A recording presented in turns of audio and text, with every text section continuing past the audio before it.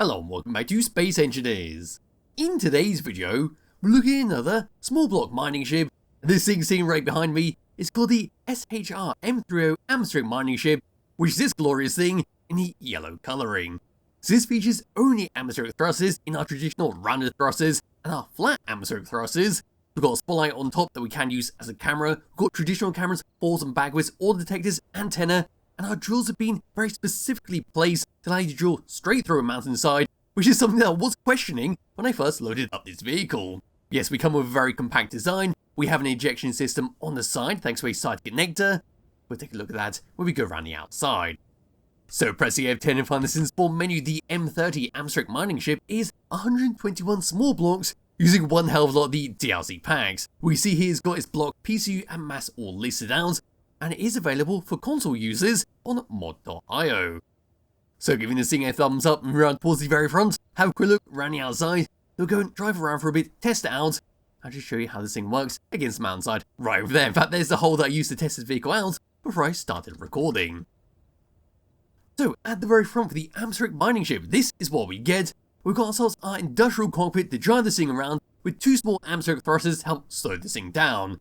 To the left and right of that, we then got our drills, which, like I said, can drill straight through a mountainside without touching the bottom or the top of the ship, so all the way through. Then we can see two large atmospheric thrusters right behind there, just to keep us off the ground. Moving all the way down slightly, we then see a camera to help minimize any kind of damage done to the bottom of the vehicle. We get a better look at that when we actually take this thing off. Around onto the side there, we can see a spotlight on top, which, like the bottom camera, we can use to look around and get a good look at what's going on ahead of us and behind us.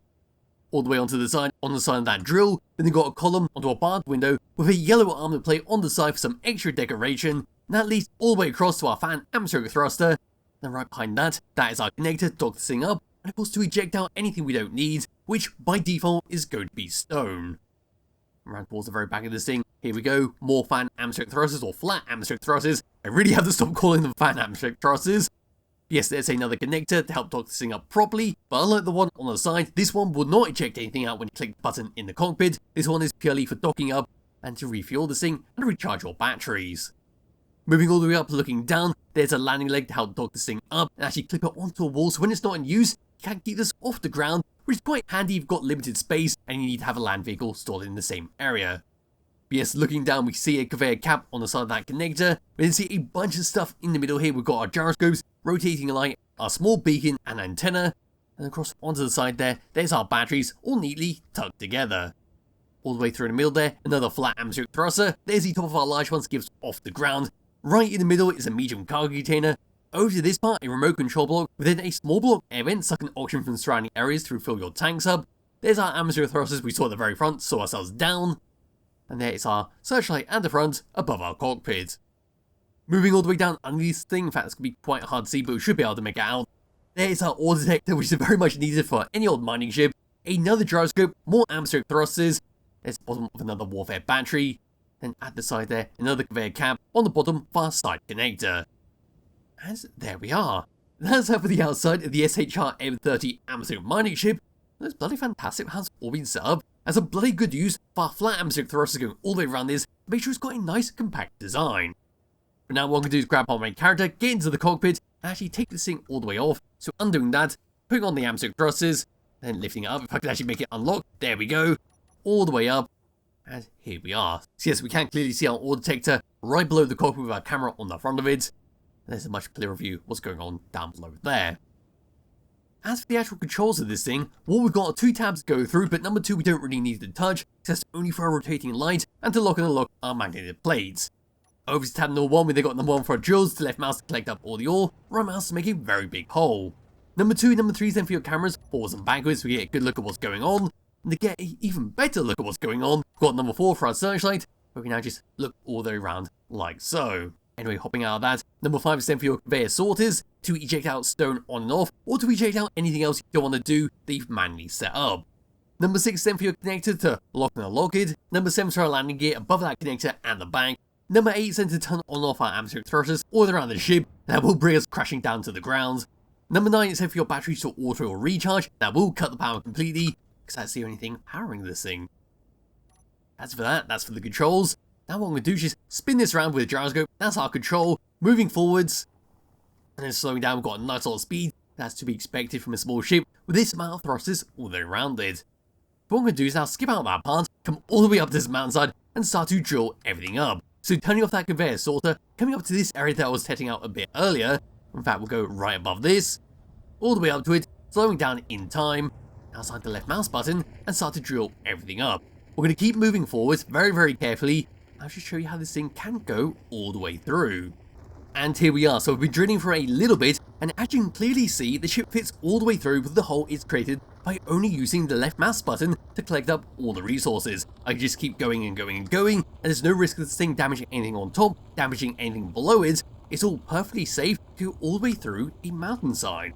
But now what I'm going to do is just grab hold of my character once again, reverse this thing all the way up. Here we go. Got to be a little bit careful because the hole was a bit wonky. And there we are. We now reverse this thing away. Now it's time to fly this thing around, making sure this thing isn't going to tip over, because in certain directions it does not have enough thrust to keep it off the ground. You generally need to keep this thing level, which is perfectly fine because most drilling ships tend to do that. But yes, moving forwards, here we go, and this is the speed we get.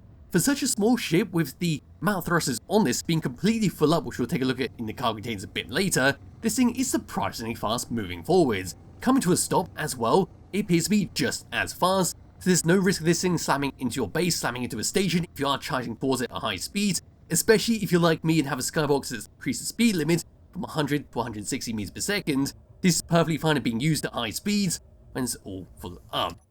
Anyway, coming out of that and moving left, and moving right, we are exceptionally slow with that, so that's why we're going to start tipping over. It was to tilt it like so. There we are, we're now going to start gaining speed, then leveling it out, we'll come to a stop.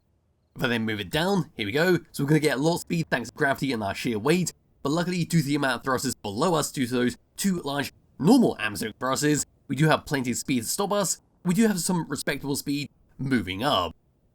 Then as for gyroscope controls, here we go. Doesn't really feel too different than what it was before. There's a slight hint of weight, we've got plenty of control of this, so we can move this thing around, maneuver it if we need to, and shuffle it around for whatever reason. But yes, going back to this thing, and how it doesn't have enough thrust moving left and right, or tilting left and right. If we were to tilt this all the way down, as you can see, we do not have enough thrust to actually stop ourselves. So if you are drilling straight down, you do need to be very, very careful to make sure you're not going to overload this thing. Because as you can see, we are now going to go all the way down to the ground and potentially crash. Tilting this thing all the way up, we should come to a stop. Yes, we will.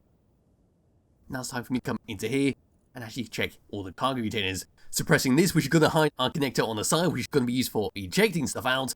So there we go, we see in our cockpit we've got 2.7k, in our rear connector we've got 3.1, all the way down there our medium cargo container we've got 9.12, then in our secondary medium cargo container we've got another 9.12, so that's a nice lot of stuff to collect up, especially if it was resources like iron, nickel, silver and all of that. As for that, that's pretty much it for all this mining ship has to offer. It's a fantastic thing to use in your world if you want to have something small, compact, that's very useful in survival mode, and should last you a nice long time before you build something bigger that can demolish an entire mountainside with a click of a button. So there'll be a link to it in the description below if you should start and play around yourself. Highly recommend you do because it's a fantastic little mining ship, and I'll be back with another video some point soon. Bye bye.